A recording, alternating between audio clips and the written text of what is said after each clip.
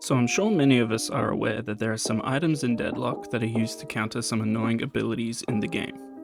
The problem is, people aren't buying the items even though they know the value that these items may bring to the game. Some well-known examples of these include Knockdown against Vindicta, or Silence Glyph against Yamato. These items put a lot of pressure on certain heroes and may even result in their death. But why don't people buy these items? I think it's because they don't usually provide a utility that your hero may specifically need. Why would I ever rush a knockdown if I can spend the same amount of souls on an item that would increase my character's power level way more than knockdown could ever dream of doing? So how do we slot a utility item into our build without completely gutting our character's power level for the next few minutes? And to answer this question, you should ask yourself, what are my core items? And this is where I want to introduce the concept of power spikes. See, a lot of characters in Deadlock have an item or two that provide a massive spike in power to your character. For example, if you're playing a spirit damage warden, you probably have trouble getting in position with your ultimate in order to do damage.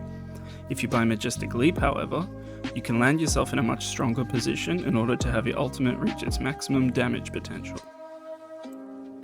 So when you're buying counter items, first you'll want to look at the enemy team's lineup when you first load into your game, and identify which ones will probably need to be countered. Second, you'll want to look at your character's build and figure out which items are essential. Going back to the Warden example, once you've picked up Majestic Leap, the items you build after the fact usually just make you do more of the same stuff that you were already doing, and this is the perfect time to buy an item like Knockdown. For another example, look at the support Kelvin build. Once you have built your healing items, any items you build afterwards aren't going to make a massive difference in how you approach fights. So you are free to build a utility item, since potentially countering a nuisance hero can be much more impactful than any item you can buy at this point. If we're going to paint for a shitty graphical representation of what this may look like, we can see that once you reach a certain point in your build, your character may begin to taper off. Buying utility items in this second portion of the build is the perfect time to buy them, as your character will not have their power significantly affected.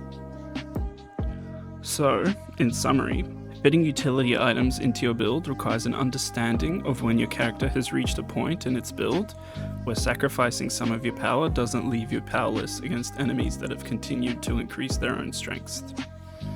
Get your core items, and afterwards is the perfect time to buy utility. Have a great day, guys.